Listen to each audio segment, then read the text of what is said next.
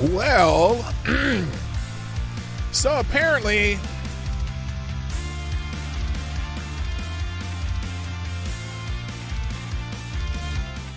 Crowder's back, which is a good thing if you're a fan of Crowder. I like Crowder.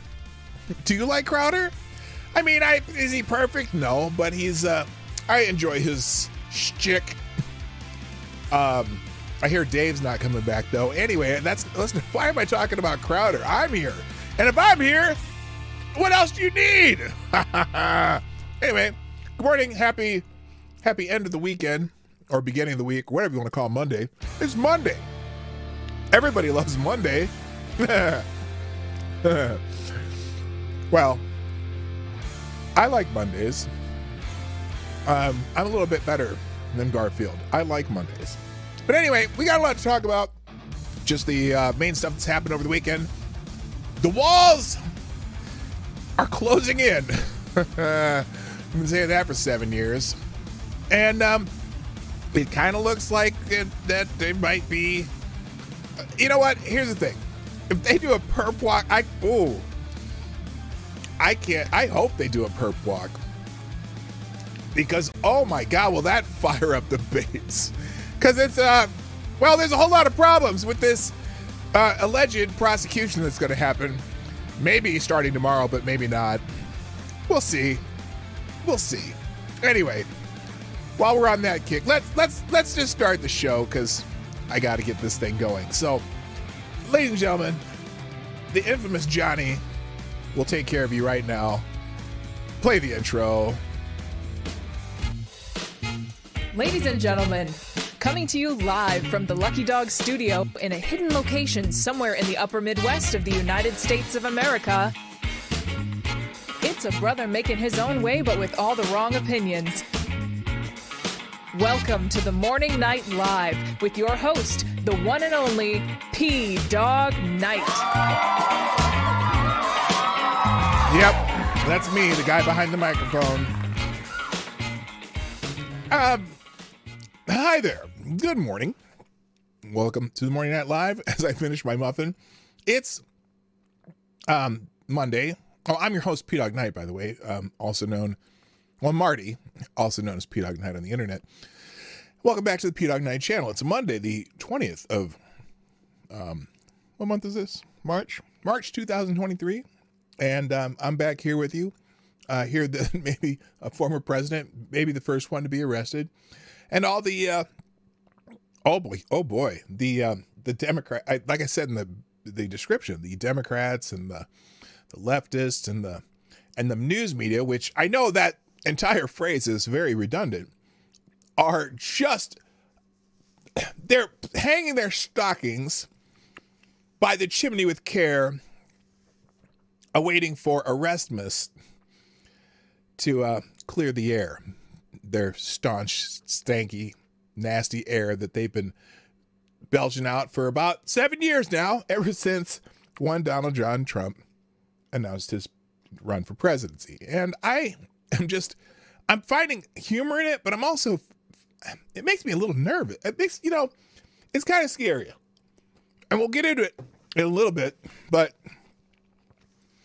it's really strange that the charges that Alvin Bragg, the prosecutor, DA of something in Manhattan, the charges that he's apparently going to process whatever, are very similar to another former candidate. I didn't even think about it until I read an article about it this morning. And I'm like, oh my goodness, this is ironic. Isn't that ironic? Oh. Don't you think? A little ironic. I really do think. Yes, thank you. That's for my Canadian friends. So anyway, we'll get into that and a couple other things that are happening, stuff from the weekend that I found interesting. So before I do that, though, let's say good morning to the fine people who have joined us today on Rumble. The first in the chat is Avocados Diably, who gets the bell. Good morning, sir. According to my, good morning to Mike Savage also, which it's afternoon for Mike, but close enough. Blarg. And also, good morning, Simon Wolfwood. Nice to have you over there on Rumble. There's a, let me see. Oh my gosh, I'm dying. No, I'm not dying. Okay, I shouldn't say that. Sorry, that's just some old man shit that I'm doing. It is, oh, I'm sorry, Avocados Diabli, I forgot. Avocados Diabli, who gets the bell. Okay, there we go. I apologize. I'm forgetting my whatever, my duties here. Oh, good morning to Jimmy Das Hostap too, who's over on Rumble also. Good morning, sir. All right, on the YouTube ledger. Let's look up here. Oh, just imagine that. It's Avocados Diabli up first in the chat and gets a bell. Good morning to you, sir. Also, good morning to my favorite Canadian Jaeger pony, who I sang a little Alanis just for you. Also, good morning, HP Lovecraft, Mike Savage, Blarg, Dr. Funkenstein's Ghost, a.k.a. Tyre Alexander. Also, good morning, JMK. Nice to have you back. Lord Stanhope's in the house. Jimmy Das Hotep. Also, hello to Dom O'Leary. TC's in the house. Tyler F. What up? Okay, hang on a second.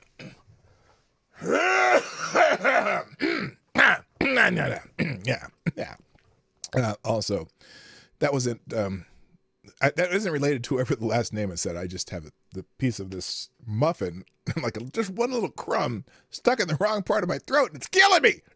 And I'm trying to drink my reparations coffee in the Big Daddy cup, and it's not helping. I'm sorry, I may be coughing more and more. Okay. Also, good morning to... Sorry, I'm subjecting you to that. Good morning, Rotten Corpse. Good morning, Kessler. Nice to see you back. Also, good morning to Simon Wolfwood, Attack Alpaca,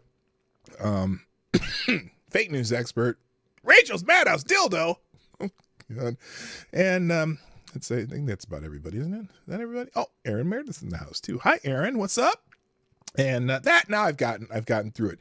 Now, please, before we move on, just a reminder that this show is brought to you by you, the viewers at the Morning Night Live. Please, during the show, hit the like button. That helps the algorithm a little bit. Share the stream. That helps the most. If you're watching on replay, tell us what you think. Put a comment in the comment section. And finally, if you want to sponsor the show in a more meaningful, very heartwarming way, pdognight.live. That's the Streamlabs link where you can donate to the show and tell us what you think in a more emphasized manner. And then there's also YouTube Super Chats, Rumble Rants, and Venmo Cash App. All that's in the description down below. I should probably, I don't really mention YouTube Super Chats or Rumble Rants in the description, but those certainly are available. The only reason I keep track of the Streamlabs Superstar sponsor of the day, because Streamlabs is where, they don't take as much of your money away from me. I don't know. I think what I do, I think I just have my Super Chat set up that I pay the fees. I'm not sure. But whenever I do it, $2, it costs me $2.13 on Super Chats. I'm not sure why. But but anyway, whatever. Just if you're donating, I appreciate you. If you're hitting the like button, I appreciate you. If you are, sharing the stream, I really appreciate you. And if you are putting comments in the comment section, all those things, to me, are you sponsoring the show, and I appreciate it. All right, shall we get into the news now? Because there's a lot from the weekend that we need to get caught up on. No, wait, what? Oh.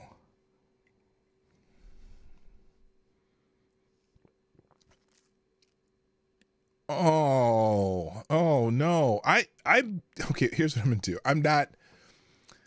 So I'm gonna copy this tweet. Where's the wait? How do you? No. I don't want to.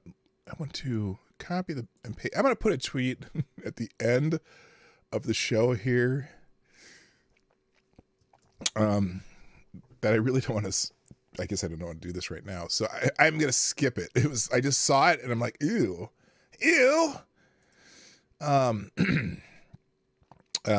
It's about Jazz Jennings' mom or whatever. So anyway, the big news over the weekend actually from Friday until now, is that former President Donald Trump may be arrested as early as tomorrow, according to various news reports, according to his Truth Social feed, according to a lot of people. But all of a sudden, this morning, this Friday, Saturday, everyone's saying, oh, yeah, he's going to be arrested. And then Donald Trump posted about it. And then this morning, something weird happened. They said, oh, no, that's just Donald Trump, talking bullshit.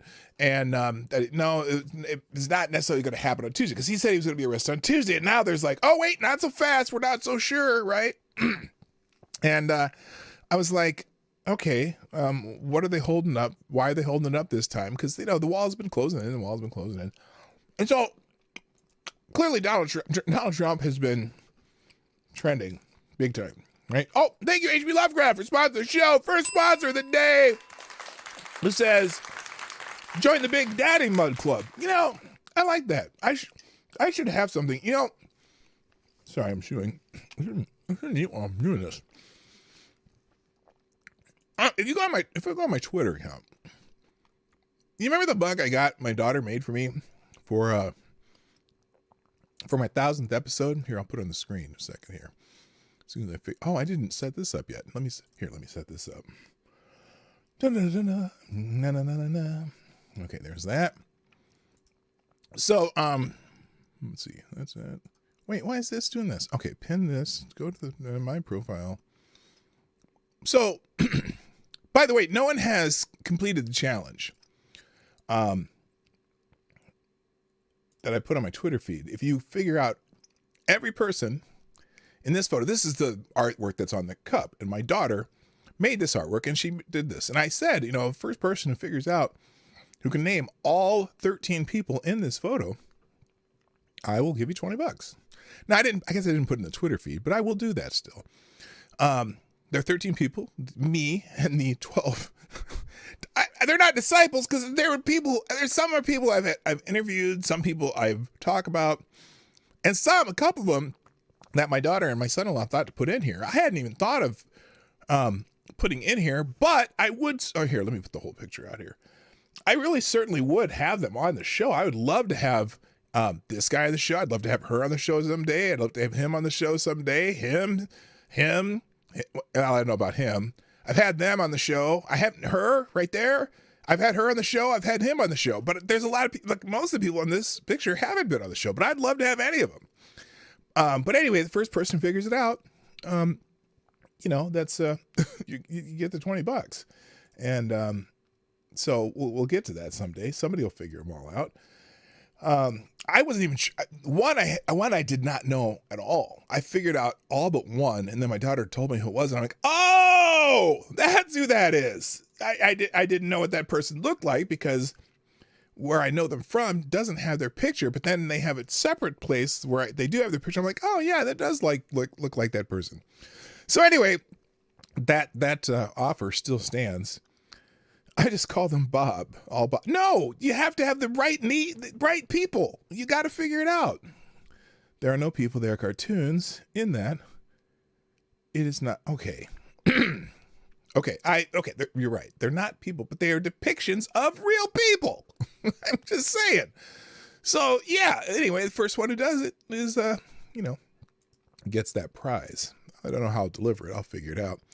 So anyway, the big news is Donald Trump might be arrested, and it's kind of gone back and forth on when. And it's this walls are closing in thing. There's two places where they're doing major investigations. One is in Manhattan, the Alvin Bragg, the district attorney of that part of New York or whatever, and then also in Georgia. Now, and there's grand juries going on in both cases. And apparently, the latest news on the Trump deal is the New York deal is that they've decided to have another person testify before the grand jury. Now, which is curious, because they were making overtures that the president would be arrested in New York, in Manhattan, and yet, if they haven't done interviewing everyone for the grand jury, why would they arrest him? If they haven't, the grand jury hasn't. and again, this has been a giving the person I'll find the crime kind of thing. So let's talk about that. And I had a couple of things I was going to say before this, but I'll skip those and put them on the end. One of them is something that's happening in my state that I'm just going, y'all are nuts. But I'll get to that later. Let's skip to Trump right away. So Donald Trump is trending. And now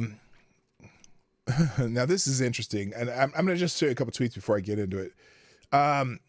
Here, this is DC Drano. This is an account that was one of those accounts that were suspended by Twitter a while back, and they finally brought him back, who says, this is why they're distracting the country with a Trump indictment. They're desperate to get people not to focus on the fact the U.S. financial system is effectively insolvent.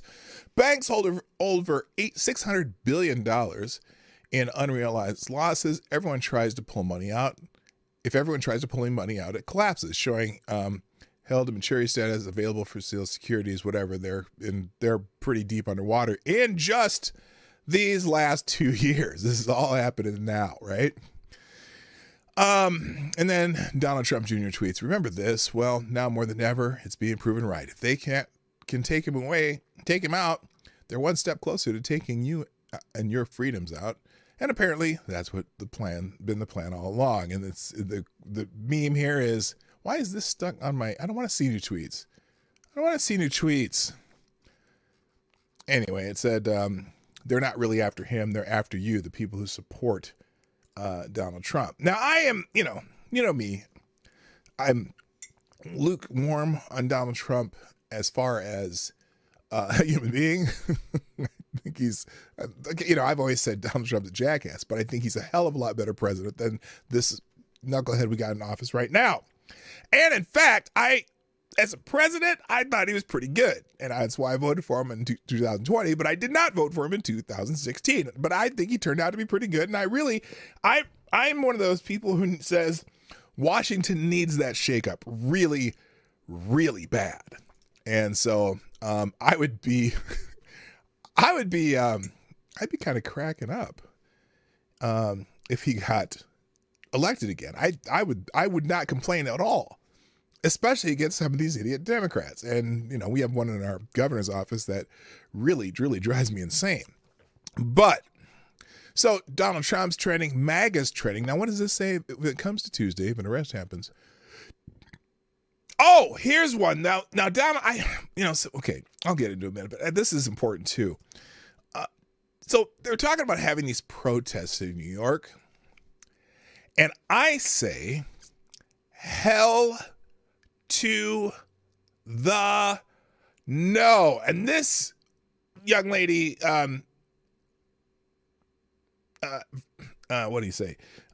Articulates this in the best way possible. When it comes to Tuesday, if an arrest happens, please take my advice. MAGA, they are scared of the real Donald Trump and they want a reaction. Be smart. Don't do it. Don't give them another January 6th. That's exactly what they want. Let's see what she says in her video here.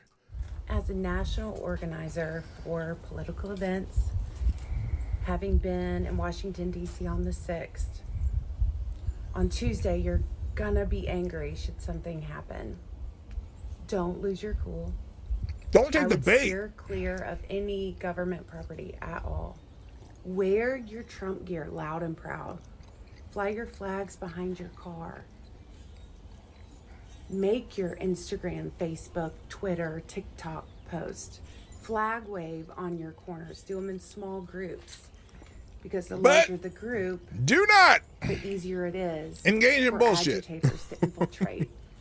Steer clear of that. Don't be goaded into another January 6th situation. We need to apply everything we've learned since 2016. Keep your cool. Because they aren't going to treat you the same. Will be fine. They are not going to treat you the same, so don't do it. Okay? Do everything but show up at any form of government building. Yes, she is. But yes, I hear y'all saying smash there. Yes, she is a fine individual.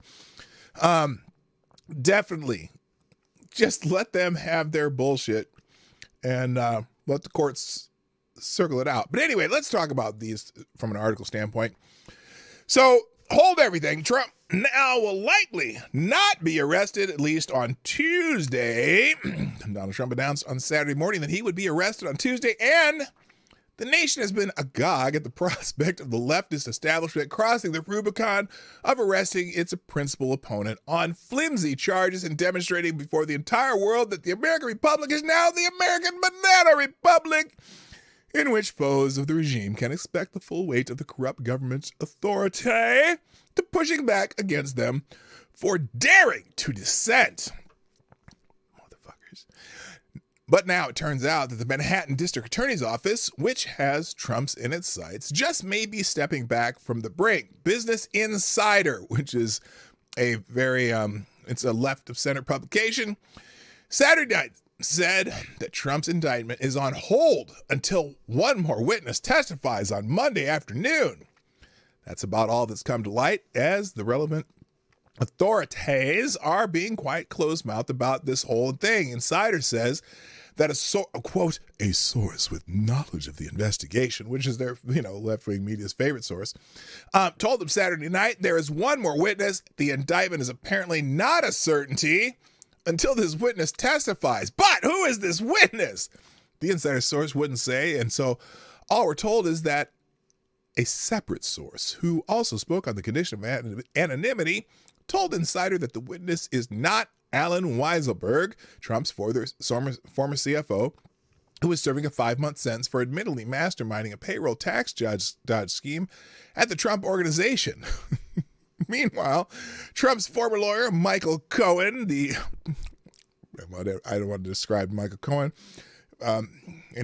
whose betrayal of his former client started this whole business about Trump having paid hush money to a porn star, which is what he might be arrested for, not any of the literally dozens of other crimes that Democrats have claimed he has committed over the past few years, up to and including trying to overthrow the government of the United States, has told reporters he expected to be the grand jury's final witness when he testified last Monday and Wednesday. So whoever is slated to appear on Monday is a surprise witness.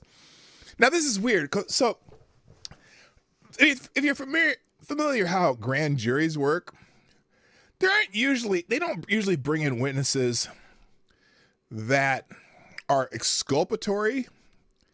And there's some who's saying that this last witness might actually have some exculpatory evidence or exculpatory testimony on this. I don't know about that. I don't know why a grand jury, especially Bragg, who basically ran on the idea that he was going to arrest Trump sometime during his career, would do that. But anyway, Insider notes that the grand jury could conceivably reach a vote on whether or not to actually indict Trump for trying to buy a hooker's silence by the end of Monday's 3-hour session. But that's not likely to happen. As experts say, there are several steps between the final testimony and the vote. Now, if we've learned anything over the last few years, it's not to trust the confident assertions of experts. But this could well mean that Trump will not be indicted on Tuesday, as there simply won't be time after the surprise witness testimony on Monday to go through all the necessary steps to issue the indictment. Once testimony concludes, prosecutors will charge the jury, meaning go through the potential counts on a charge sheet one by one, explaining each count in the potential indictment. Several other steps follow that before there can be any indictment. Here's something on this. The principal charge is expected to be a felony. Quote, falsifying business records in the first degree, end quote, which would be based on the claim that Trump was involved in falsifying records to conceal the payment to the porn actress Meanwhile, Trump continues to deny that he had any liaisons with the porn star at all. Now, I don't know why he's doing that. At this point, it's everyone's pretty confident that he diddled Stormy Daniels, But the problem is they're trying to get him on how it was paid. And we'll get to that because it's very similar to another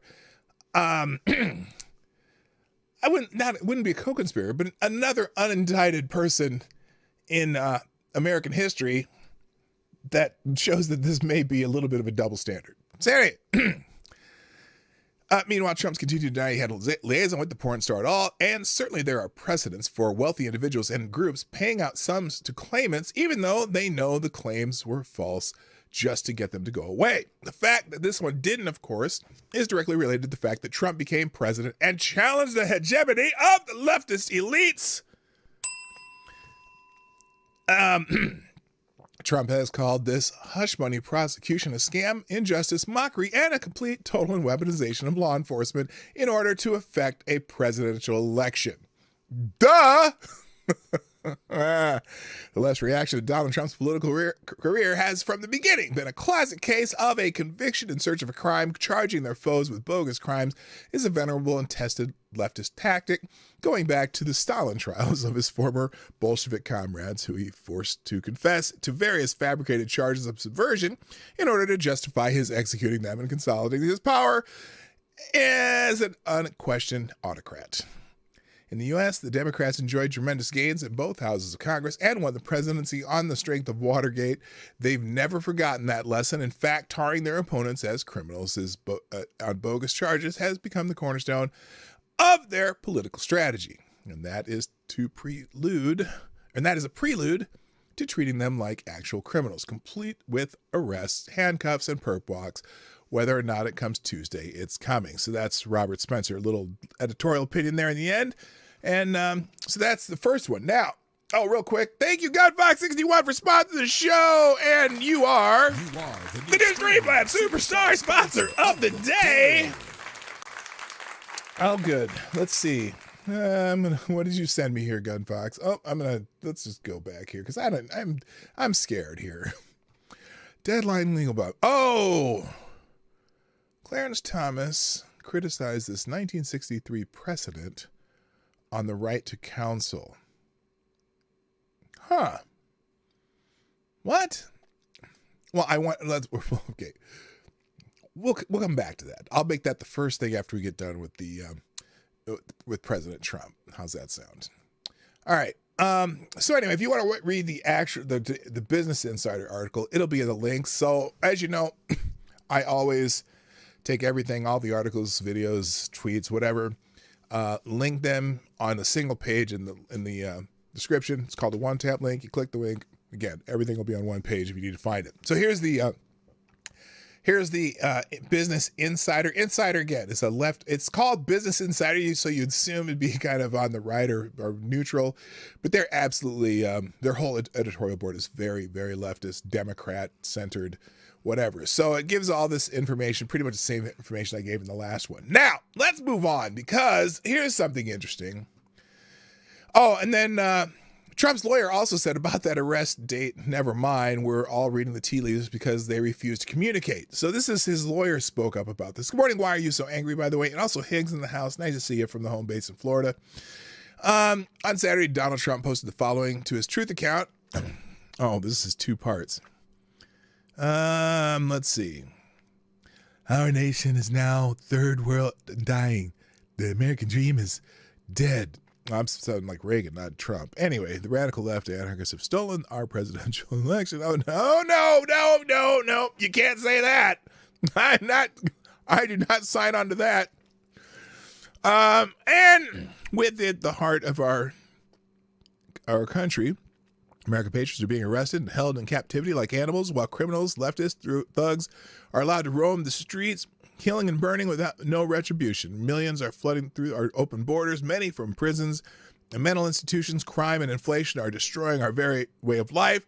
Now, illegal leaks from the corrupt and highly political Manhattan District Attorney's Office, which has allowed a new record to be set in violent crime and whose leaders, funded by George Soros, Voldemort, indicate that with no crime being able to be proven and based on an old, fully debunked by numerous other prosecutors fairy tale, the far and away leading Republican candidate and former president of the United States of America will be arrested on Tuesday of next week.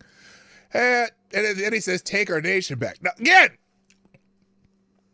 do not, if you are a Trump supporter, do not fall for that BS at any government building in the United States of America when Donald Trump's arrested. Like the girl said, wave your flags, go on corners, shout from the rooftops, but don't go anywhere near Manhattan that day. Anyway, however, his attorney has confirmed that Trump's legal team has received no word from the DA regarding an arrest, let alone on a specific day for the arrest. Now, look, here's the thing. I don't think that the DA in Manhattan wants to notify Donald Trump, wants to give him an opportunity to turn himself in. If there is an indictment, they want the visual of handcuffs, fingerprinting, mugshot. They want that. They want I guarantee you, their goal is to make it as embarrassing and glaringly embarrassing as possible. Probably lots of agents armed with AR-15s. It's going to be a standoff between agents and Secret Service, by the way. Good luck. That's going to be interesting, how the Secret Service treats this, because this is unprecedented. The walls are closing in. Anyway.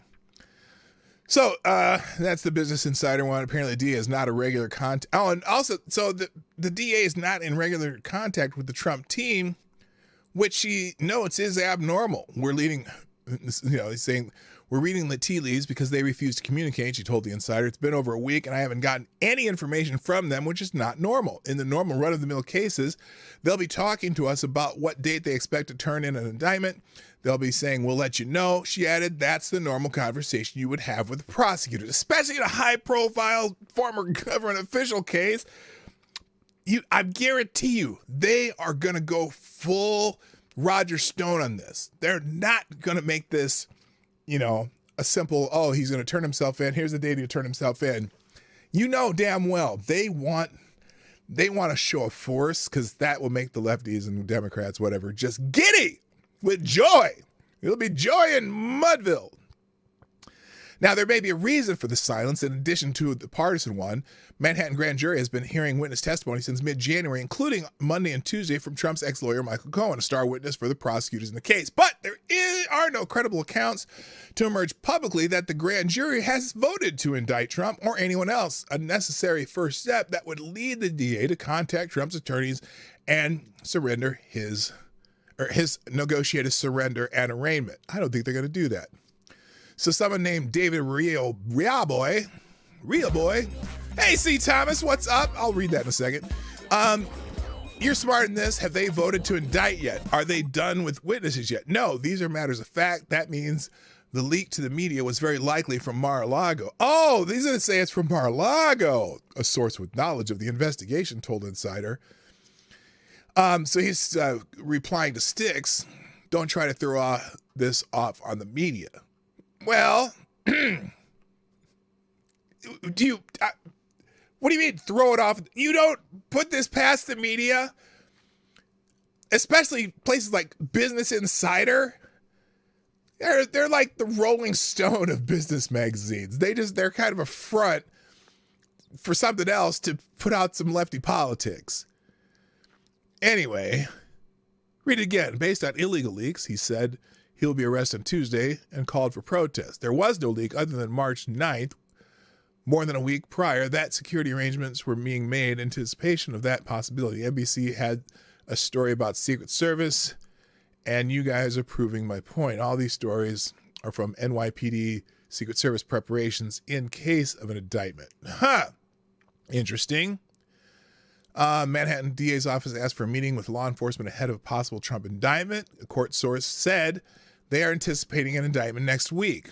So he says that was a leak about security preparations between the NYPD and the Secret Service, which is something everyone expected. It did not mean Trump would be indicted or arrested as he went to Truth Social to proclaim he knew what he was saying to his supporters and he was manipulating them. Oh, is that what he was doing? Now, it seems that, at the very least, Trump went off half-cocked again, and it's yet another sharp contrast between him and Florida Governor Ron DeSantis, whom Trump supporters have been demanding to respond to the apparently baseless rumors of a Trump arrest on Tuesday. Oh, so legal insurrection is not happy with what Trump's doing here either.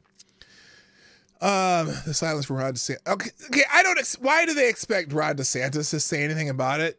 unless there's an arrest, I don't think Ron DeSantis needs to say anything about it. But someone here saying the silence from Ron DeSantis has been noted in Trump world. So you mean they might start calling him crude names, falsifying his record, and attacking his wife? Well, yeah, Donald kind of did that. The same exact people who are coordinating with Florida Dems to try to get DeSantis removed from office 3 days ago are now demanding he violate the Constitution and abuse his position to defend the guy who's attacking him daily. Clowns. Okay, so yeah, the DeSantis people are mad that the Trump people want them to say something because the Trump people were making fun of the DeSantis and whatnot. They've coming up with little names and stuff for him, and they've been battling back and forth. I don't like the the acrimony between the Trump and DeSantis camps. First of all, DeSantis hasn't even declared he's running for president, even though he may. I don't know. Anyway. Even if there is an indictment, there will be no arrest, no dawn raid, no CNN cameras, no perp walk. Trump's legal team has stated that he will surrender to face charges. Okay. I disagree. I respectfully disagree. They want the dawn raid, CNN cameras, and perp walk. They live for this, especially this is CNN. So I give you where is it? Anyway, CNBC reports former President Donald Trump will surrender to face criminal charges if indicted by a Manhattan grand jury. His lawyers said on Friday evening. The lawyer Joseph Tacopina spoke on the heels of report by WNBC that federal, state, and local law enforcement agencies are preparing security arrangements for the possibility that Trump will be indicted early next week. We'll follow normal procedures if it gets to that point, Tacopina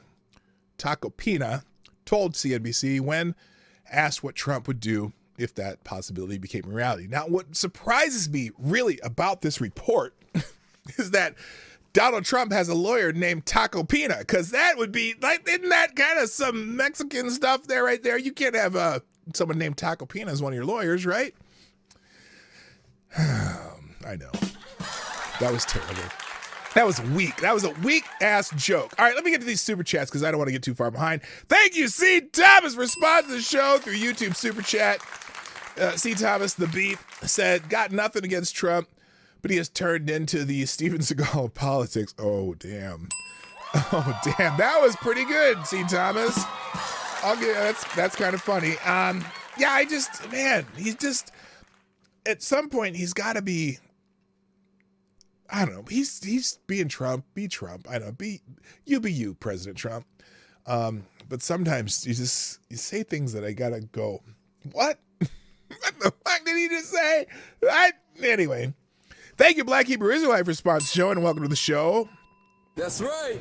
Thank you for being here. Dropping a deuce in the tip jar. I always raise an eyebrow when someone drops a deuce in the tip jar. Donald Trump is such a boss. He made a 304 pay him for the booty call.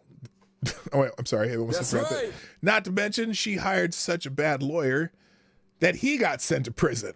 That's right. Well, no, that wasn't her. Oh, yeah. Oh, that's right. Her lawyer's in jail, too. Everyone's lawyers are going to jail. What the hell is going on here? Thank you again, Black Hebrew Israelite. Appreciate it. And Tyre Alexander dropping a small bullet in the jar at 223 says, story. Oh, my God.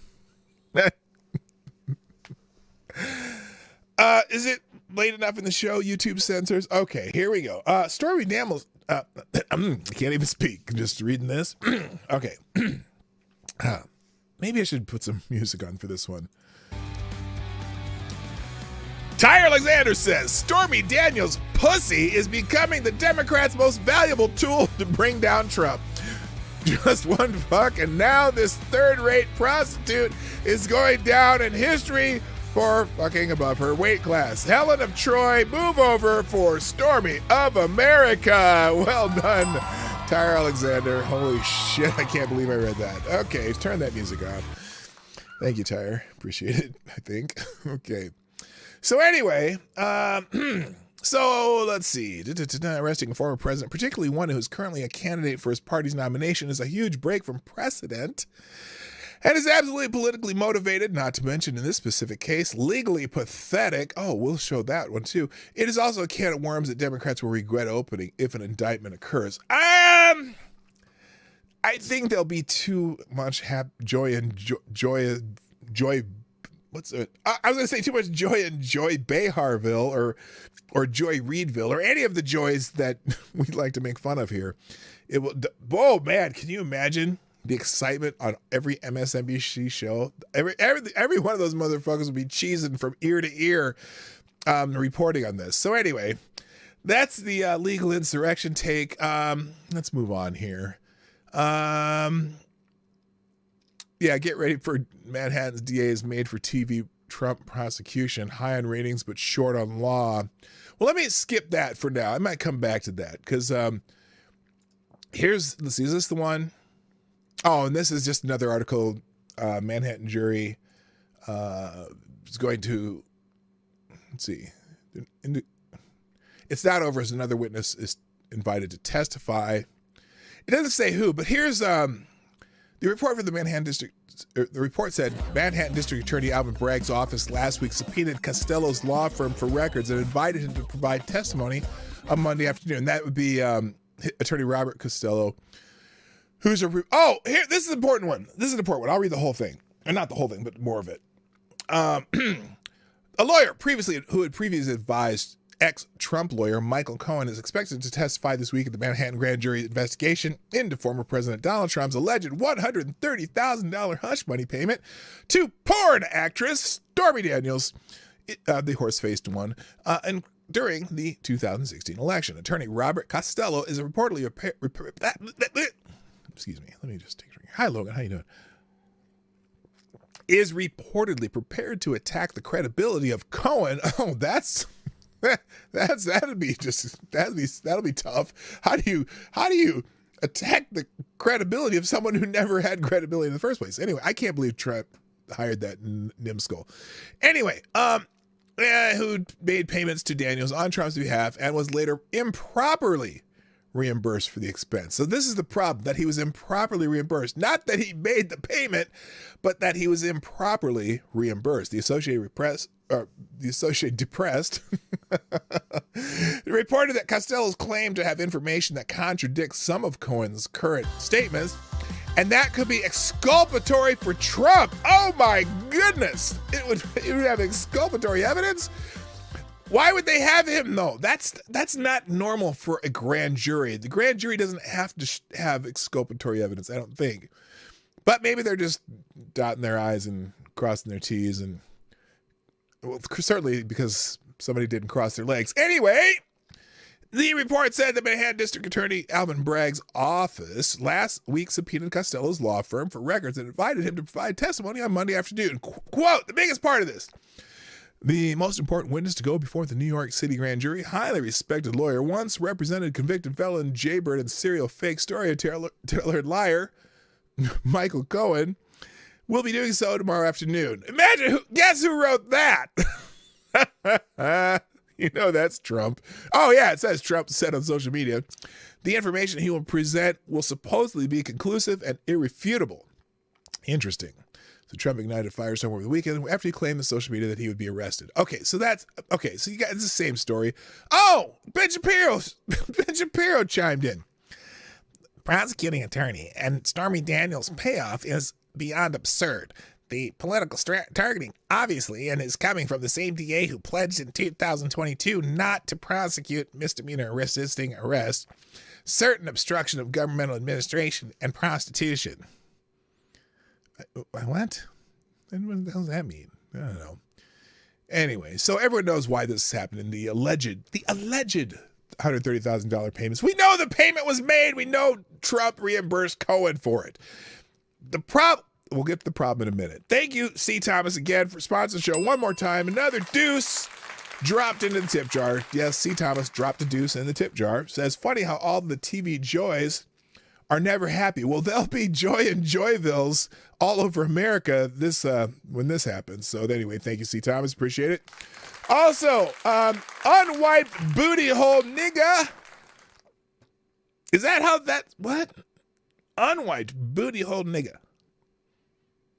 Donated $2.23, a small bullet in the tip jar. Unwiped. Huh. What? Anyway, President Trump getting arrested, that ain't no good. You know, That shit wouldn't go down in my hood. New York is shitty even more than my ass. Oh, mega Jehovah, when will this evil pass? Dropping and dipping my ass for Trump on the DA's head. I'll take a dump. Oh, that was like a rap lyric. I get it now. Okay, thank you. Unwiped booty hole nigga. Okay, yeah, I shouldn't have read that. Anyway, hello Nelson's TAS. Oh, that's Horatio Nelson's in the house. What's up? I wonder if you're related to that last super chat. Also, good morning, Jay Pylon. Was Jay already here?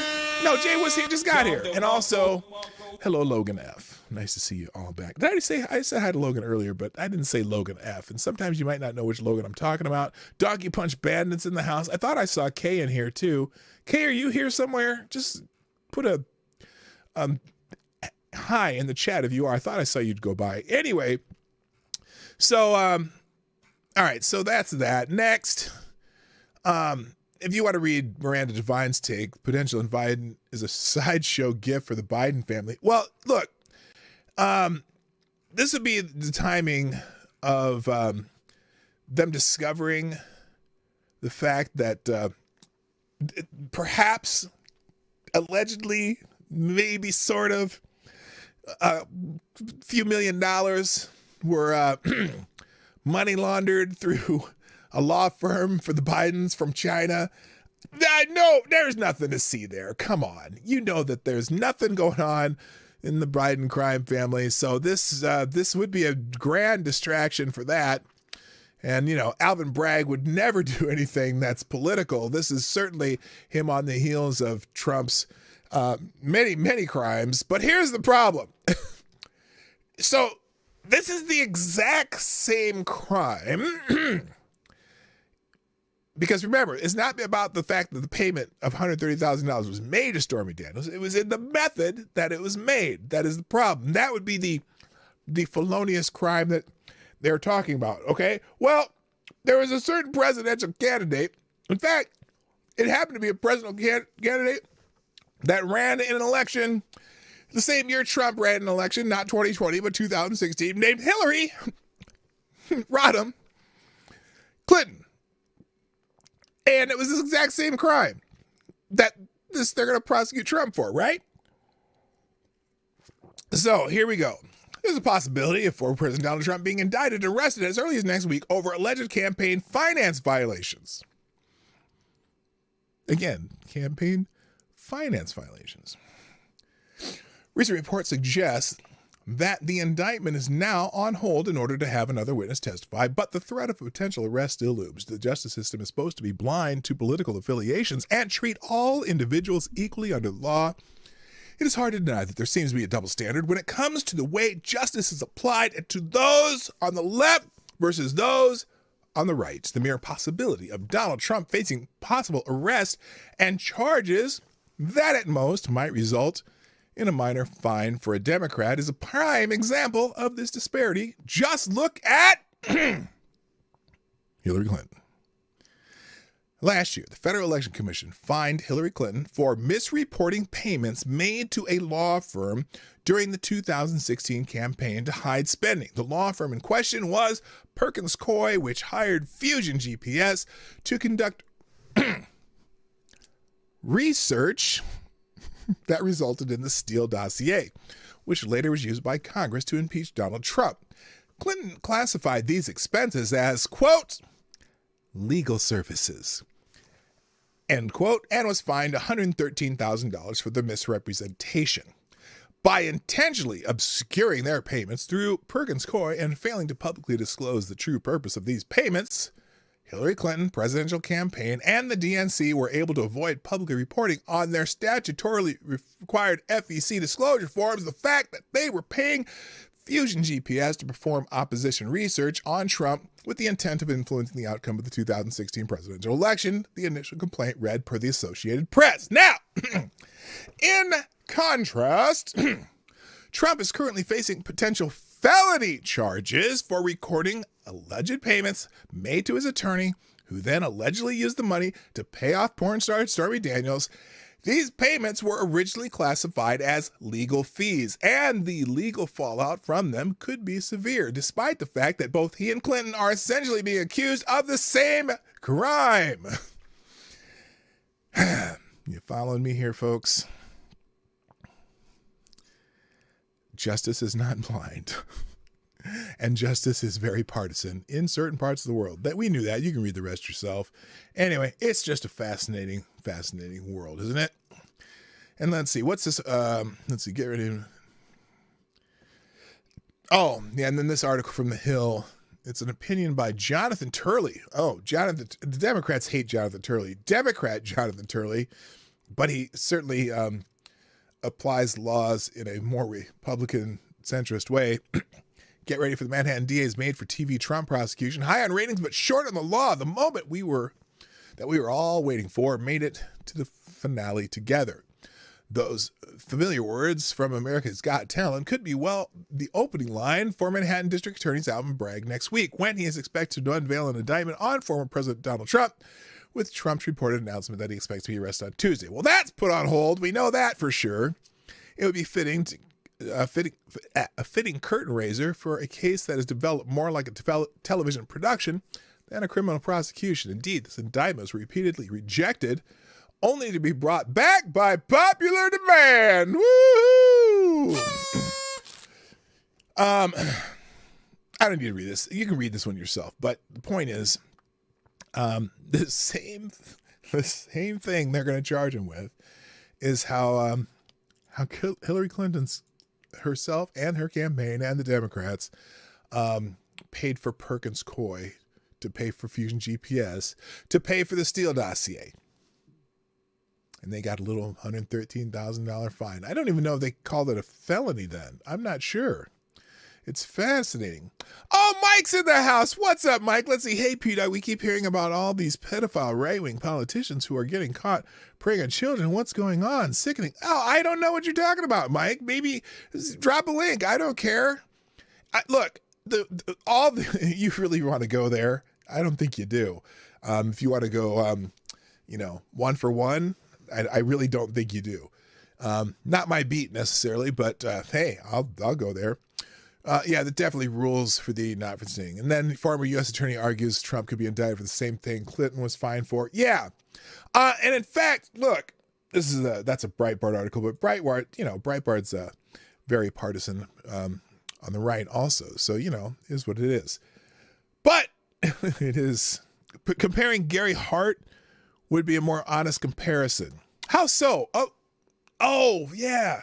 Well, I'm surprised that they couldn't go back to the other Clintons. See, the Clintons have some experience in paying for things, in some nefarious ways. Like, remember, they tried to pay off Paula Jones ahead of time too. But no, it's the Clintons. You can't do anything bad to the Clintons. Mike Pence, Mike Pence seems to be taken aback by this. I don't think he taken aback by the potential indictment of Trump. Former Vice President Mike Pence said Sunday he was taken aback by the potential indictment of a former President Donald Trump by the New York Attorney General's office. He said, let me just quote him. I'm taken aback by the idea of indicting a former president of the United States at a time when there's a crime wave in New York City. The fact that the Manhattan DA thinks that indicting President Trump is his top priority, I think just tells you everything you need to know about the radical left in this country. It just feels like a politically charged prosecution here. As for my part, it feels that this is not what the American people want to see. We have real challenges in this country where people are facing record inflation, a crisis at our border. We have a war in Eastern Europe. The American people are anxious about the future. And here we go again with a politically charged prosecution directed at the former president of the United States. I would just hope for better. So, interesting. Mike Pence ain't feeling this prosecution idea. So, there's video of him saying it, but I decided to skip through it because I probably say it a lot faster. Good morning, now what? What's up, my friend from high school? What up, lady? What up? Good morning from the other favorite right-wing convicted felon. Yeah, my friend who was in jail, but we'll tell that story someday. Maybe we'll have to come on. We'll have to talk about that story. It's pretty BS bullshit, whatever. I think I was redundant there.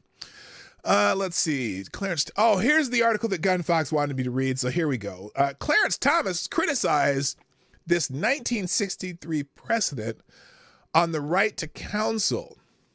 Now, I wonder specifically what he criticized. This is MSNBC, which I as far to the left as Breitbart is to the right. On March 18th, 1963, the Supreme Court issued a landmark ruling that guaranteed criminal defendants the right to counsel. It is a right that people may take for granted today. That's all the more important because Justice Clarence Thomas has directly called the precedent into question. That critical ruling, Gideon versus Wainwright, came 60 years ago this weekend. It said in part, quote, not only these precedents, but also reason and reflection require us to recognize that in our adversary system of criminal justice, any person hauled into court, I think they meant hauled, not hailed, who is too poor to hire a lawyer cannot be assured a fair trial unless counsel is provided for him. This seems to be an obvious truth. It is difficult to argue that with that common sense notion, but alas, Thomas has tried. In a 2019 dissent in which he was joined by Donald Trump appointee Neil Gorsuch, Thomas wrote that wait a minute, why are they digging up a 2019 precedent or a dissent in 2023? Oh, because it's the anniversary of the dissent, maybe. I don't know. Let's see what this is about. In a 2019 dissent in which he was joined by Donald Trump appointee Neil Gorsuch. Why does it have to be Donald Trump appointee Neil Gorsuch? Does anyone not know that is Donald Trump appointee? And does that matter? Thomas wrote that the justices who decided Gideon's case, this is decades ago, didn't attempt to square the expansive rights they recognized with the original meaning of the Constitution. Of course, we've seen this GOP court trample rights under the guise of originalism. No.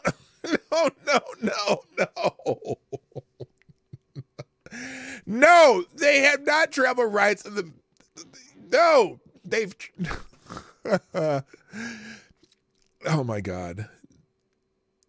Rights created by a court, maybe? Maybe. Anyway. And while this was only two justices calling Gideon into question, we've learned that precedent only means what the court's current majority wants it to mean. Oh my God. This is like a room full of kettles, a room full of pots, I should say. I recently noted the irony of Thomas and Gorsuch wanting to revisit a landmark defamation precedent, giving that doing so could hurt Fox News. But when it comes to further weakening the right to count, what's the point of this article and why are they bringing it up now? This is the dumb article. Why did you send this to me, Gun Fox? Oh my God. Okay. So basically what they're saying is not all Supreme Court justices agree. Oh, shocker. What the hell? Anyway, thank you, Tyler Alexander, for sponsoring the show. Tyler Alexander dropping a 223, a.k.a. a small bullet in the tip jar. The American noble class will never be prosecuted. The only Emperor Pudding Brain can sit and judgment of Archduchess Hillary Clinton, and he is afraid of her. Remember, when we do it, it is noble. They do it, it is vile. So shut up and obey, your betters, plebes. All right, thank you, Tyler Alexander. Stop the music. Whoops, what the hell did I do there? All right. Thank you, Tyre, for dropping another small bullet in the tip jar. Oh, all right. Where was I? Holy shit. What was that? Was that there? No. Where did I find that? Where was that? It was right here. All right. In a related note, another January 6th defendant has been charged, or excuse me, has been convicted and sentenced. Florida man supported Obama. Now, this is an interesting one. Here's why I bring this one up. Florida man who supported Obama and did not vote for Trump Then he stormed the Capitol, pepper sprayed cops, broke a $2,900 window, and got 4.5 years in prison. Now, I am really... Listen to this. Wait, I'm going to let you listen to this article. And then you tell me, what do you think is going on here? This is interesting. A federal judge sentenced a Florida man who voted for Barack Obama twice and did not vote for Trump in 2016 to a 4.5-year prison sentence for his participation in the January 6th insurrection. Judge Amit Mehta sentenced Mitchell Todd Gardner II, 34, of Sefton, Florida, to 55 months in federal prison on Friday in the U.S. District Court for the District of Columbia, according to a news release from the Department of Justice. Mehta also ordered Gardner to pay $3,500 in restitution and to stay under supervised release for 36 months after he leaves prison. Prosecutors charged Gardner with obstructing an official proceeding, knowingly entering and remaining in a restricted building, and assaulting, resisting, or impeding officers with a dangerous weapon, according to a criminal complaint. Now, that's interesting. If they had actual footage of him assaulting an officer, I'm surprised he only got 4 years. But apparently, who knows? Now, attorneys for Gardner argued in a sentencing memorandum filed on March 3rd that he grew up in a red state, which explains the huge discrepancy between his life and nonviolent choices otherwise and his behavior on the day of January 6th. Wait a minute. He grew up in a red state, but yet he voted for Barack Obama twice and didn't vote for Trump in 2016. I wonder how that happened. How could he have not voted for him? Now, Gardner's attorneys said he voted for Obama both times and did not vote for Donald Trump when he ran for office. It's unclear if Gardner voted for Donald Trump in the 2020 election. Farhana Siddiqui, Gardner's attorney, did not immediately return insider's request for comment on Sunday. Now, again, this is, all right, by the way, this is a Business Insider article on Yahoo. So notice they're not going to question anything here that probably should be the question of the day, and I'll get to it in a minute. Anyone asked that yet? Nope, no one's asked the question yet. I read some of that article. You should be going, wait a minute, what? Now, he said but then they continue. It's unclear if Gardner voted for Donald Trump in 2020, But he believed President Trump's candidacy to be a joke, a publicity event for a celebrity. The sentencing memorandum states. Wait a minute. So he didn't vote for Trump. He voted for Obama twice. Didn't vote for Trump in 2016. They don't know if he voted for Donald Trump in 2020. Even authored all the testimony in this court case, he doesn't know if he voted for Trump in 2020. And he considered Trump's candidacy to be a joke. Interesting. Now, after President Biden was announced as the winner of the 2020 presidential election, again, this is a left-wing newspaper. Trump's misinformation caused Gardner to believe that the election had been stolen and the way of life in America was about to change, the document says. Really? How might that be? Oh, Gunfox, I think you got it. He might be another Antifa member. Hello, Rick Ashman here. What's up? That's where I'm going with this. Listen to this. So, Gardner had never been politically active before 2020, but he voted for Obama twice. But during Trump's presidency, he flourished financially, which led him to believe the misinformation that Trump was spreading, his attorneys said. So now remember, some of these attorneys for these, some of the attorneys for these January 6th defendants, while they are representing their clients, a lot of them may have, let's say, an ulterior motive with some of this.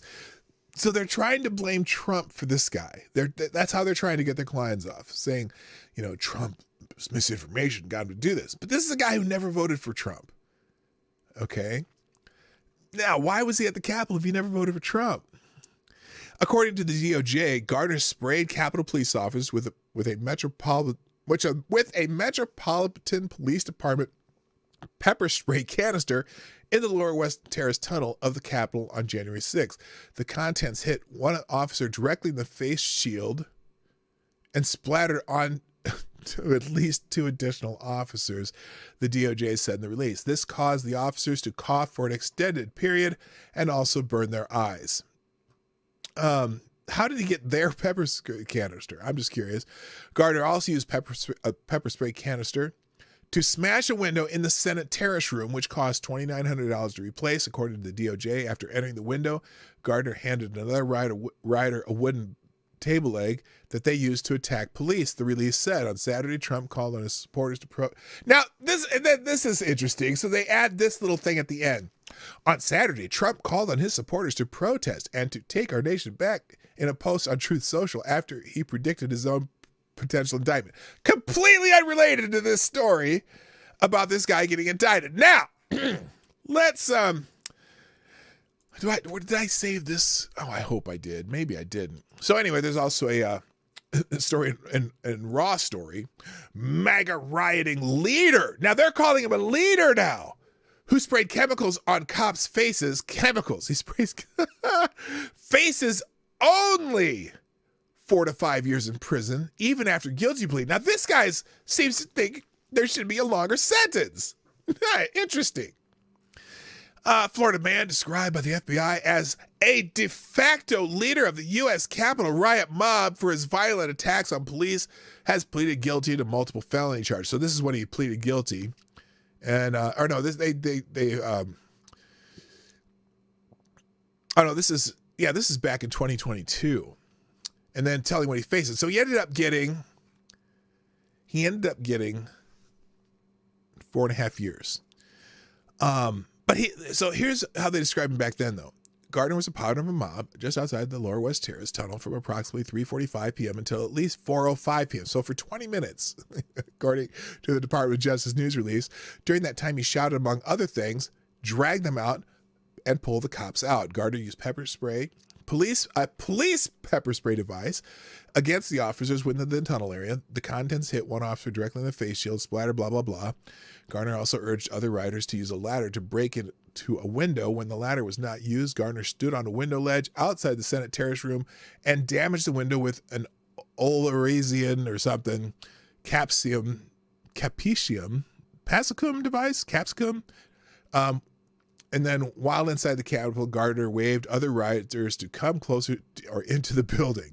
He also handed another rider what looked like to be a table leg or a desk leg. That object was used to assault police officers. So anyway, now, I think I might have some interesting footage. Let me see if I still have it here, because where is it? I knew I should have saved that particular page, but so here's now this is a video that was happening on January 6th. Something that happened then, right?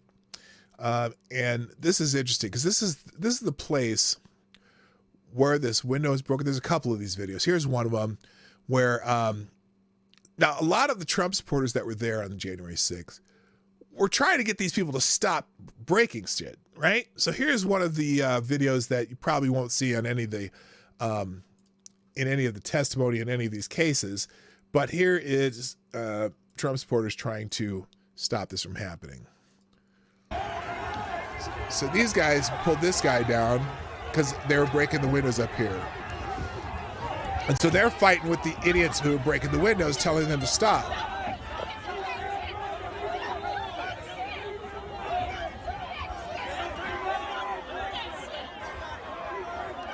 You're like, don't do that shit. Don't break those windows, okay? Now, there's another, here, let me close that. And then somebody, let's see if I can find it here. Because some people are labeling this guy that they just sentenced as one of the Antifa jackholes who were instigating stuff.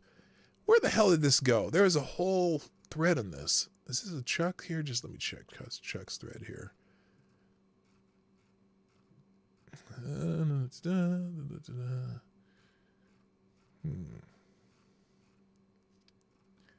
Okay, it's gone anyway. Oh, here's the other one. So this is another one. Now, this isn't that guy in particular, but I find it interesting. There are videos out there people who started to put pieces together on this. So now this is a 12-minute long video. I'll just show you the beginning. This guy goes through, and he's been doing analysis of a lot of this. And 2 years have passed, and bombshell revelations related to this investigation have come to light. Now, this guy right here that they're pointing to, photograph 383. The FBI is seeking to identify individuals involved in the riots at the U.S. Capitol on January 6, 2021, including those who assaulted federal law enforcement officers. Call this number for tips to the FBI, blah, blah, blah. Okay? You are about to see a false flag operation to incite civil war. So that's the dude. On January 6th, patriots were victimized by an elaborate entrapment scheme. So this guy in this mask is this guy right here. Same jacket, and they got he has the backpack on in front of him. Piss poor police tactics combined with the efforts of these suspicious actors led to 5 deaths and countless injuries. 383 engaged in multiple confrontations. This is 383, this guy right here. It seems the FBI included an engagement I missed, during which 383 appears to grapple with an officer's baton in an attempt to pull them down the stairs. This is particularly insidious when you consider why this is his apparent mission. When 383 assaulted officers with the American flag, law-abiding demonstrators standing nearby were attacked in retaliation. So this guy, one guy, goes up and starts pulling the baton of this one officer. And then the officers come down and start beating the shit out of everyone in the area. Without warning. So tussling one guy, and now all these officers decide to come down. They start spraying pepper spray on everyone. Most of these guys don't even want this guy there. There he is. He comes in with a flagpole. They're not doing anything. Now all of a sudden, there's a melee, and all these officers come down, start pepper spraying people, start hitting people with their clubs to get them to back up.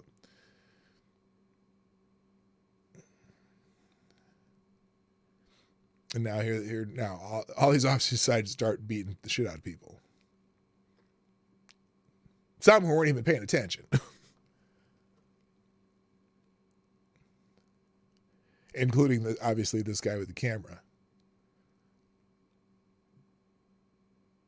This has all the hallmarks of a landmark case. I got it all on film, okay? It's a big lawsuit. It's a big lawsuit. So now they're just coming down to the crowd. Now remember too, this is that before they got up near the Capitol. Remember that we saw the video a couple weeks ago. When the guy was taking a video from this platform up here, and everyone was just kind of standing around. Then all of a sudden they started throwing flashbangs into the crowd and start pepper spraying people just out of the blue when no one's actually doing anything. So anyway, it's kind of wild. Come on. Same side, same team. Like a lot of these people aren't doing anything. They're just standing there, and they're out there pepper spraying this whole crowd here.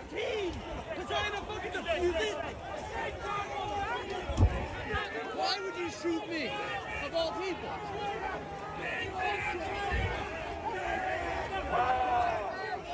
Now notice, when the cops back up, do the protesters come up and charge them? No. They're like, what the hell? I back the blue more than anyone.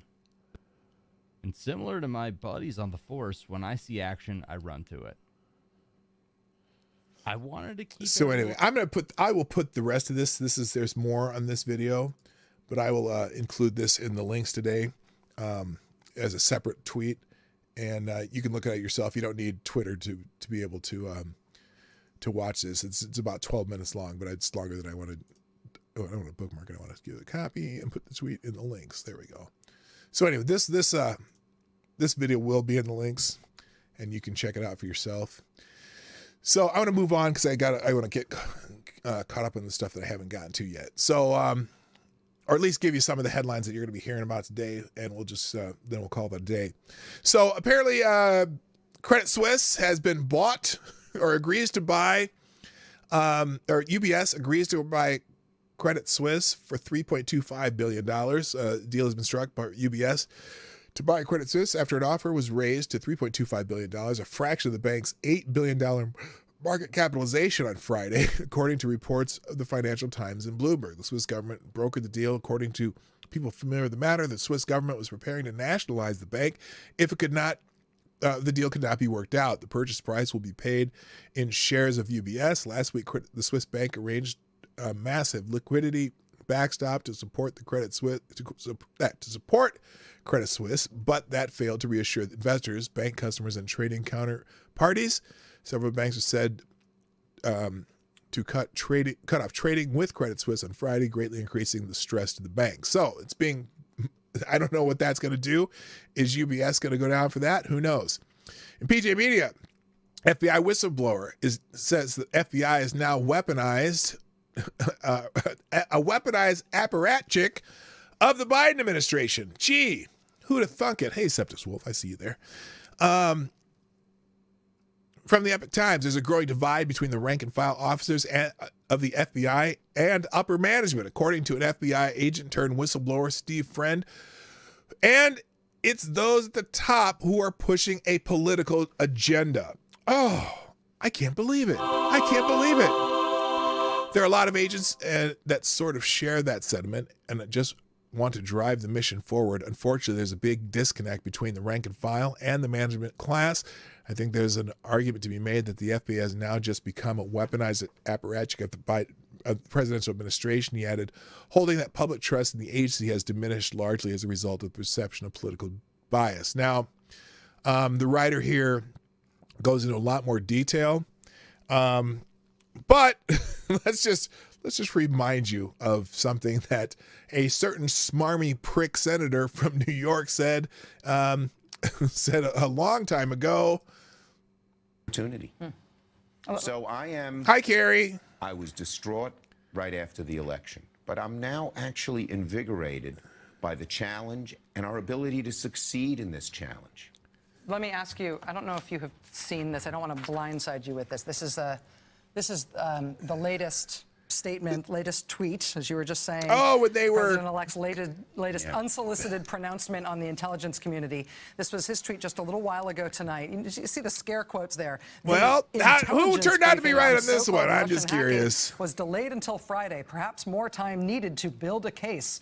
Very strange. We're actually told, intelligence sources tell NBC News since this tweet has been posted, that actually this intelligence briefing for the president-elect was always planned for Friday. The famous Chuck Schumer he's taking these line. shots, this antagonism, this taunting to the intelligence community. You take on the intelligence community, they have 6 ways from Sunday at getting back at you. So even for a practical, he says that with a smile like it's a good thing. Really dumb. Oh my God! What do you think the intelligence? Anyway, that's the famous Chuck Schumer line. Hey, Peter, I came from Jessica's Reloaded channel and sub to you, just so I understand who is on the right and the left. Thank you. Oh well, I try to at least tell you what the leanings of every news source I talk about here. Like PJ Media is certainly on the right. The Legal Insurrection's right, Business Insider's on the left, MSNBC's on the left. I'll always kind of label them. And there's what's kind of weird is there's not really, at least from an editorial standpoint, there's not many news organizations that aren't on one side or the other that are kind of centrist in nature. I just can't do it. There's just not. So anyway, Uncle Bad Touch is in the house. I know who you really are. Come on, man. All right. Let me finish up here. There's an article by DeRoy Murdoch. While leftist fights the racist ghosts of yesterday, America falls to pieces. I don't think they're fighting. One place, now this is a good article, and I don't have time to get into it. But I don't think they're fighting racist ghosts of the past. I just think that there's a real concerted effort to create racial division to maintain or achieve power. And it's, you know, it's been going on for a long time. I don't know why he's talking a lot about Signature Bank here, but, you know, instead of worrying about the financial problems that was happening in America that I showed you earlier. Oh, sorry, I meant, are Republicans left or right? Well, the Republicans are generally on the right. Okay. So, yes. Anyway, by the way, welcome. I'm so glad someone showed up from one of those other streams, too, that I've been guesting on. I know a lot of you, that's where a lot of you come from, either with, whoever I stream with. So, I appreciate it. Anyway, and there was a CNN reporter who was in San Francisco who got their car broken into, and they're like, oh, got robbed again. So umpteen stories about the crime crisis in San Francisco have been written just in the last month alone, with CBS News, NBC News, and the San Francisco Chronicle among the numerous outlets interviewing frustrated residents and business owners who alike say they're at their wits' end and that the city is failing them. ABC News has a crime tracker for Bay Area cities, including San Francisco, and the stats don't lie. Robberies over the last 12 months are up 5% compared to an annual average over the last 3 years, according to San Francisco Police Department data through March 12th. The site noted on the robberies tab, as of this writing, thefts over the last 12 months are up 12%. Okay, now look, it seems like that doesn't seem like much, but in San Francisco, where theft is just a way of life. I mean, you go to San Francisco, there's some point in your life that you're likely to have a car broken into, or your home broken into, or someone stealing, you know, shit out of a Walgreens or a convenience store or whatever. It's just a way of life in San Francisco. So when you say it's up 12%, it's like up 12% in a city where crime is like is straight up just crazy. So anyway, this CNN reporter was like, robbed again. Jason, CNN, and I were in the city hall at San Francisco to do an interview for CNN. We had security watch our rental car and crew car. Thieves did this in under 4 seconds. Security stopped the jerks from stealing other bags, but seriously, this is ridiculous.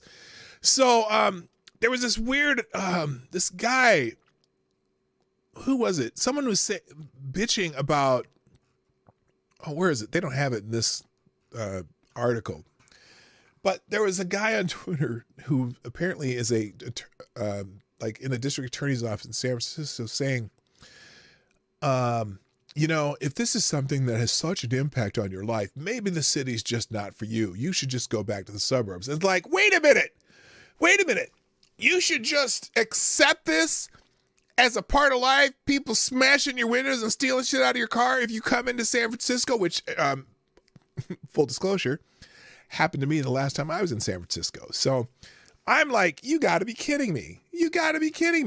Anyway, so a lot of news people from around the country are figuring out that maybe San Francisco sucks. Let's just say it that way. Hello, Emmanuel Presley.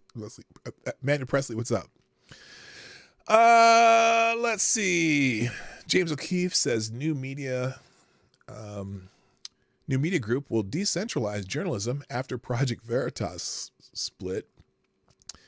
I'll just give you a main quote here. What I'm trying to do is to get information into the hands of the citizens so that they make the best decisions to elect the right representatives. O'Keefe said, I actually believe that if people had any idea what was actually going on in the three-letter agencies and the schools, then they would be rightfully outraged. Yeah, we're finding that out. Basically from outlets like Project Veritas and people who expose them on Twitter, the TikTok videos from the teachers especially, you know.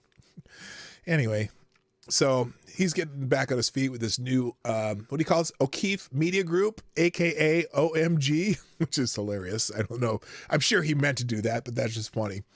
Good morning, Zach Osborne. What's up? Poll, half the U.S. population believes the national media intends to mislead and misinform. Shocker! I'm just saying. Gallup poll conducted a survey of Americans on their level of confidence in the benevolence and trustworthiness of American media. The big takeaway from the study are that 23% of respondents believe that most national news organizations care about the best interests of their readers, viewers, and listeners. A full 50% feel most national news organizations intend to mislead, misinform, or persuade the public. Now, That's weird. I don't like how they wrote this. Because if you take those three things, those are three different things.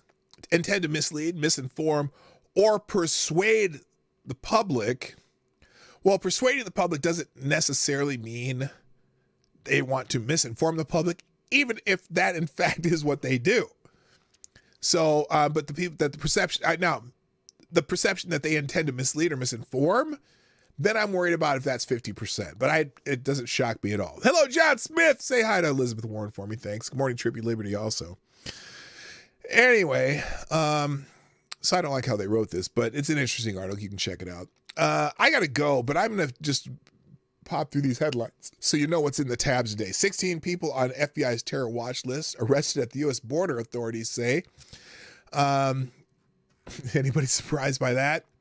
Also, more people have been caught illegally crossing the southern border in fiscal 22 than the entire Trump presidency. Now, here's how, let's just say Democrats support of the current administration will spin that. They're saying, well, that means they're catching more.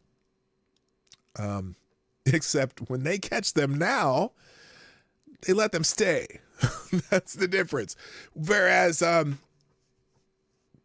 they send them back when they caught them before, and there weren't as many coming across the border. But it's at like 2 million or something, isn't it? I can't remember. Where's the number? They had a number in here, and I can't remember where it was. The same. Okay, the U.S. website of the website of the U.S. Customs and Border Patrol.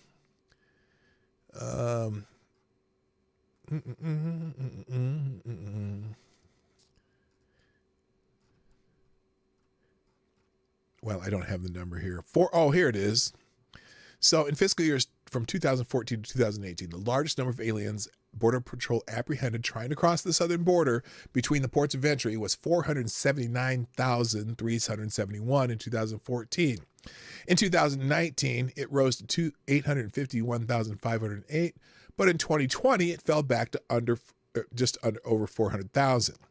Last year, after the COVID pandemic hit, President Trump invoked Title 42 of the U.S. Code to require that people who unlawfully enter the country posing a risk of bringing COVID with them could be immediately expelled rather than released into the United States to await proceedings in immigration court. With the rule in place, the Border Patrol started reporting the total number of illegal border crossers it stopped as those it encountered, as opposed to those it apprehended. So these are just encounters, remember.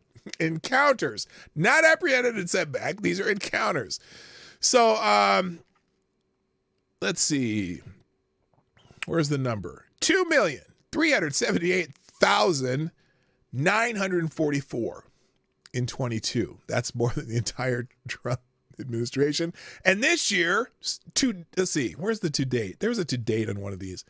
Anyway, we already knew that was happening. But there's no crisis at the border. There is no crisis. All right. In Washington Free Beacon, Boston School distributes explicit survey on oral sex and transgenderism to middle schoolers. Yay! How about ya? Where's my little horn there? So this is a survey to middle schools. Have you participated in oral sex? Oral sex is when a person puts their mouth on another person's genitals or private area. Okay. Transgender person is someone who does not feel the same inside as the sex they were born with. Are you transgender? Asking kids if they're transgender. That's fantastic. I think that's a great survey for middle schoolers that the Boston parents should be wondering, why are you asking my kid this? Stanford Law School. Oh, there's an article on Stanford Law School and the little fluff up they had over the weekend. They shouted down the judge, and then now they're asking to have their names removed from news reports. Stanford students who shouted down Judge Stuart Kyle Duncan last week have found something new to be outraged about. They don't want their names or photos to appear in any news reports about the incident. But too late. Sorry, suckers. So anyway, you can read about that. In the Daily Caller, it's happening everywhere. Lawmakers push to ban secret student pronoun changes and to keep parents involved. Well, in some states, in my state, they're making it almost required that you don't tell parents what's going on with their kids, whether it's including medicalization of kids who are 13 and older in my state, the great state of Minnesota. In the Daily Wire, Republicans in red states, including Tennessee, join Democrats to resist school choice policies. Oh, yeah, this is weird. So the governor of Tennessee, Republican governor, are joining Democrats in actively resisting school choice policies after dozens of red states have already begun implementing such changes. School choice, which deposits public education funds directly to families to spend on where their children learn, became popular among Republicans and Democrat voters in the wake of the pandemic after parents got an inside look at what their kids were being taught. Some states, Arizona, Utah, Iowa, West Virginia, Arkansas, have adopted such policies, while dozens of others allow parents to take advantage of tax credits or savings programs for private schools or homeschool programs. However, some GOP officials in red states, including Tennessee, Idaho, and Wyoming, are seeing opposition from fellow Republicans. I can't figure that out. I'm a big school choice advocate, and people who are able to homeschool or want to homeschool, God bless them. So I don't know why these Republicans in some of these states are balking. Maybe they want the news media to like them. I know that's probably it. Let's see. In bemoaning what they won't teach anymore, educators reveal 6 ways they indoctrinate students. That's an article in the Federalist. I'm just going to let you know what's here. In the Daily Wire, Senator Mark Kelly does not get behind Senator Kristen Sinema when asked about re-election. Oh no, there's trouble in paradise. But that's because Kirsten Sinema is no longer a Democrat. She claims to be an independent, and she's pissed off the Democrat establishment, and so he's not looking at supporting her. I'm almost there. I'm almost done. NATO. Oh, this is, thank gosh. Finally, NATO is looking to send 300,000 troops to the Russian border. What could go wrong? Apparently, NATO military planners want to designate an additional 300,000 troops to be positioned along the eastern edge of the alliance on the border with Russia in order to forestall any thought by Moscow of expanding its war in Ukraine. There's only one small problem. They don't know where they're going to get the weapons and ammunition. The current rate of consumption compared to the current rate of production of ammunition, NATO Secretary General Jens Stoltenberg said in early March, is not sustainable. Because they keep giving all the shit to Ukraine. What are they gonna go there with? Squirt guns and rubber bands? I don't know. But the problem isn't just manufacturing bullets and shells. It's a problem of figuring out how much every NATO nation has to give in men, money, and material. And that has proved difficult in the past. Yes, see, the Europeans would just rather have the Americans do the heavy lifting, and that's always been a problem. Remember when Donald Trump was over there and told him, hey, you know how the Democrats are always telling us how the rich need to pay their fair share? Well, you countries who we are protecting all the time need to pay your fair share. But, we have a new SpongeBob or Sponge Brain Puddinhead in office, and he probably doesn't say that anymore. Florida has officially banned gender transitioning for minors. While kids who were already receiving gender-affirming care treatments prior to Thursday can continue to do so, they aren't able to undergo sex assignment surgeries under new rule until they're of age.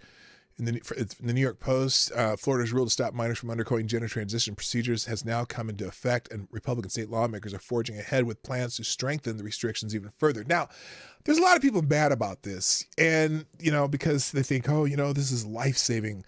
Gender-affirming care is life-saving, which they have no real evidence for. They always bring up, well, you either have a live trans child or a dead child, which is really not one of those. That's really not. There's no evidence for that. Let's put it that way. Usually, ideation suicide doesn't change once someone transitions, and they don't know. They haven't had enough. There's not enough even data. I mean, the world. What's her name? Marcy. What's that crazy person's name that is head of the World what is it? World Professional Association of Transgender Health. Marcy Bowers. She even says there's really no data because we've never done. There's not enough data to even make any conclusions about that. But they do know that the ideation of it is still at 40% after transition. It just takes about 10 years. On average, 7 to 10 years is when it happens. And so they always do the surveys. Oh, are you happy with this, that what you done a year ago or something you did 6 months ago? But then they don't follow up 1 year, 5 year, 10 years, 20 years. Because, well, 20 years, 40% of them are gone. And it's a sad fact. And so clearly there's something else within, there's something else that's going on that may have nothing to do with any type of dysphoria. It may be a whole different thing. And in fact, well, I don't do the details because I'm already too late. But anyway, Florida has done it. They've actually banned gender transitioning for minors, which I personally think is a good thing. And anyone who complains about it and says, oh, Florida's a fascist state. Oh, no. They did this through the legislative process. You know that that democracy y'all keep talking about? That's what happened in Florida. That's what democracy does. Now, you all say that you really love democracy and you're trying to save democracy. Florida laid some democracy on your ass, okay? And maybe saved a bunch of kids a lot of mental anguish for the future. So, now, my last little clip here. In my state of Minnesota, you'll have to look at Megan Fox's tweet about Jazz Jennings. But in my state of Minnesota, our governor has signed a law guaranteeing free breakfast and lunch for all students in my state. And so this account called More Perfect Union says tens of thousands of food insecure kids will benefit. And I as a taxpayer in Minnesota who didn't need free lunch for my kids, I don't bemoan people who take advantage of free lunch programs, right? At all. I think fine. That's even though it sounds socialist and whatever. It's just fine and dandy for people who need it. For people who need it. Why are we paying for lunches for all students? Now, they keep making this claim, oh, you just want the hungry students to starve. No. I never complained about free lunch programs for students who parents can't afford free lunch or whatever. It certainly helps some kids. Why do you have to provide lunch for the vast majority of parents for their kids who can afford to send lunch to their kids or pay for lunch? That's crazy. Why are you doing this? Well, it may make these students who get free lunch feel bad. How would you even know? How about just giving everyone a card and some people have to fill it and some people don't, and they use their swipe cards. That's what they did at my kid's school. So you didn't know who was on free lunch. Everyone had a card. Everyone just swiped their card. You don't know how the money got put into their card.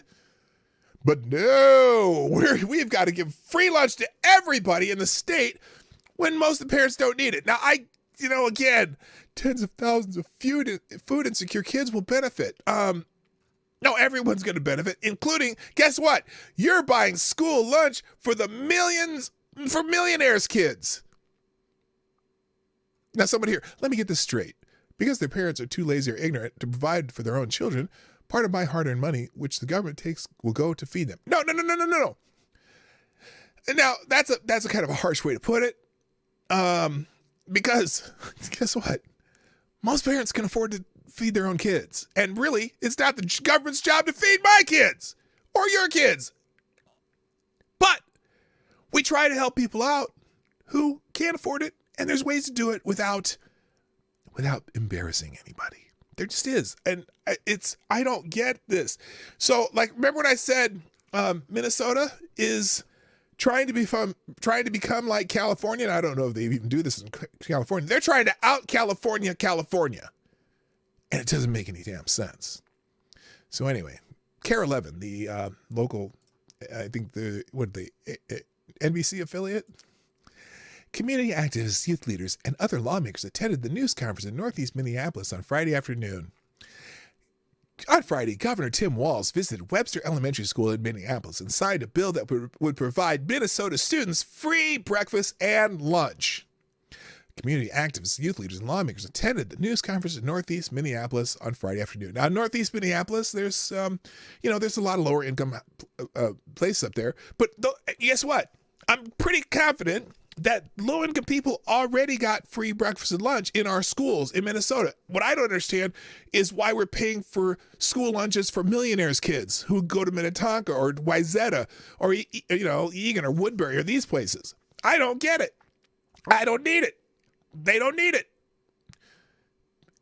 It's just like, it's just crazy. He said, let's see.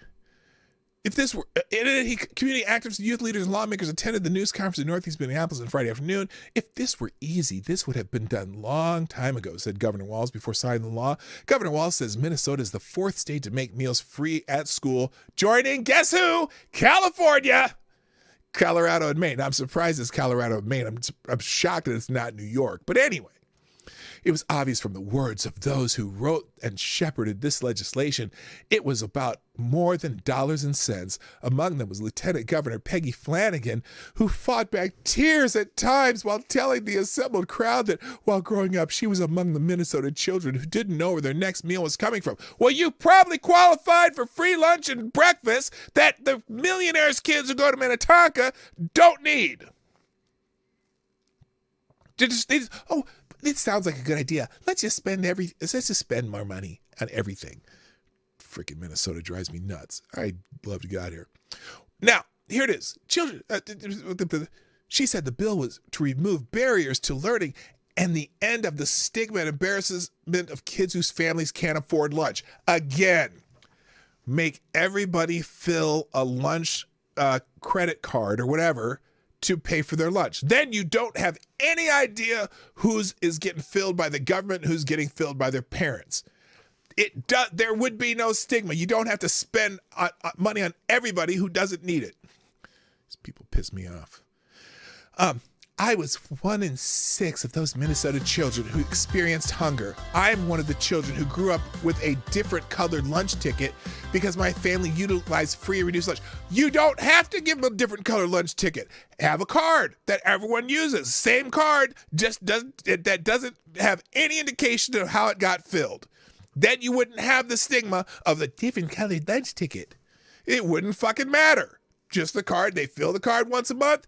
If you get it free lunch, they fill the card once a month. If your parents paid for it, you fill the card once a month, and then you go use that card to get your lunch done.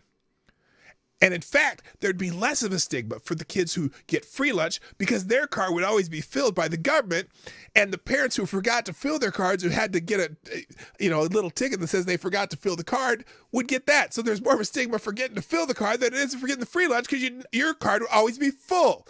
This is nuts. I hate these people. All right, you can read this on your own. I gotta go. Thank you, Black Hebrew Israelite. I appreciate it for sponsoring the show one more time. That's right. Who says? Wait a minute. What's there? Okay. Black Hebrew Israelite says, "Unwiped asshole nigga, you need to stop leading us down the unwiped way, because the result is San Francisco. That's right. If you don't want to smell like shit all day, join the Fellowship of the Wiped in Florida." That's right. Wiped for life. Okay, so YouTube, I'm a black man, so I can say nigga if I want to. Now, don't get on me for that shit, okay? I'm a black man, I'm going to say it. Anyway, thank you, Black Hebrew Israelite, for sponsoring the show. And ladies and gentlemen, I got to go. Thanks for joining me today on the Morning Night Live. I'm here Monday through Friday, 10 o'clock Eastern, 9 o'clock Central. Hit the like button. Do all that stuff that you're supposed to do, that everyone else tells you to do. And thanks for all the people who sponsored the show today. C. Thomas, Gunfox 61, Black Hebrew Israelite, Ty Alexander, and Unwiped Booty Hole. I just can't do it. Anyway, look at me up here. Oh, and is that a new superstar sponsor of the day? I can't tell. There's a new superstar sponsor of the day, and I can't see who it is. Hang on a second. I gotta make this. Oh no, Gunfox is still the superstar sponsor of the day. Okay, we're cool. All right, thanks everybody. I gotta go. My name is P-Dog Knight. I'd tell you all the other stuff, but I don't have time. I'm P-Dog Knight, and I'm out of here. Bye-bye. Have a great day. Hey, this is P-Dog Knight, and thank you for watching today on the P-Dog Knight channel. If you have an observation or remark you'd like to make about this video or my channel, I absolutely welcome you to write it in the comment section down below. I really look forward to hearing from you. And before you go, if you like what you saw but you're not already subscribed, please make sure you hit the subscribe button and definitely click that bell that pops up afterwards so you'll be notified when I post new videos or when we go live. I broadcast my live show, The Morning Night Live, Monday through Friday at 10 o'clock Eastern, 9 o'clock Central. A special thank you to all the supporters of this channel who share our videos on social media and who make donations through Streamlabs, YouTube, Venmo, and Cash App, which are all linked in the description down below. Thanks again, and until next time, I'm P Dog Knight, and I'm out of here.